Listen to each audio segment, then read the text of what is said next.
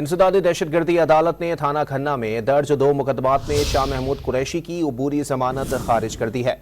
इंसदादी दहशतगर्दी अदालत के जज अबू अल हसनात जुल्करनैन ने महफूज फैसला सुना दिया। इंसदादी दहशतगर्दी अदालत ने थाना खन्ना में दर्ज 2 मुकदमात में शाह महमूद कुरैशी की अबूरी जमानत खारिज कर दी है।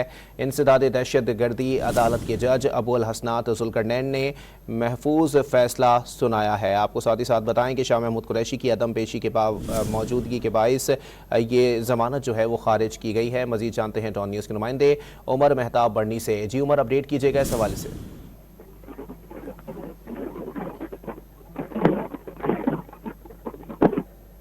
जी उमर, बताइएगा।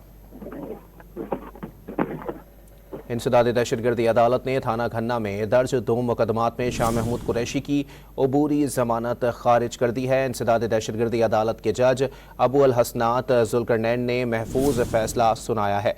आपको बताएं कि शाह महमूद कुरैशी की अदम मौजूदगी के बाइस जमानत खारिज की गई है। उमर मेहताब बढ़नी से हमारा राब्ता बहाल हुआ है। जी उमर, अपडेट कीजिएगा।